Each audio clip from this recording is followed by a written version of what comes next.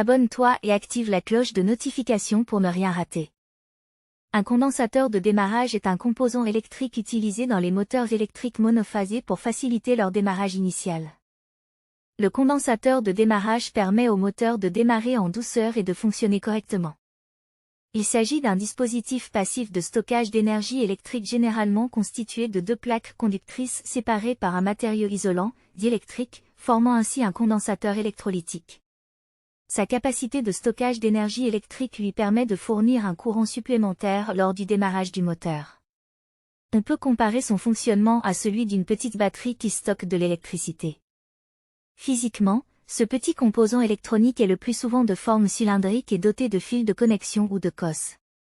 Sur son corps fait de plastique ou de métal se trouvent les indications techniques du condensateur, capacité exprimée en microfarad, tension nominale, etc. Rôle du condensateur de démarrage dans les moteurs électriques.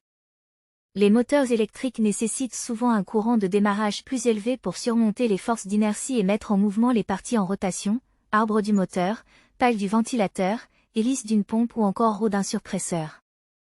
Le condensateur de démarrage fournit ce courant supplémentaire pendant la phase de démarrage. L'énergie stockée dans le condensateur est libérée sous forme d'un champ magnétique plus fort que le moteur et aide à la mise en mouvement. Le condensateur de démarrage se déconnecte automatiquement lorsque la vitesse de fonctionnement du moteur est stable, son rôle se limite donc à la phase de démarrage du moteur où il facilite un démarrage efficace et en douceur du moteur électrique. Comment brancher un condensateur de démarrage? Il existe différents schémas de câblage utilisés pour connecter un condensateur de démarrage dans un moteur électrique, en fonction du type de moteur et de ses spécifications. Pour les moteurs à deux phases, le condensateur est connecté en parallèle avec les deux enroulements. Pour les moteurs à phase unique, il est possible d'effectuer un branchement en série ou en parallèle. Pour effectuer le branchement du condensateur de démarrage, vérifiez d'abord le type de moteur, sa tension d'alimentation, sa fréquence et les connexions requises ainsi que le schéma de câblage utilisé. Avant toute manipulation, déconnectez l'alimentation électrique. Localisez les bornes pour les enroulements principaux du moteur et les bornes spécifiques pour les enroulements de démarrage. Pour une connexion en série, connectez une extrémité du condensateur de démarrage à la borne d'enroulement de démarrage et l'autre extrémité à l'une des bornes principales en respectant la polarité du condensateur.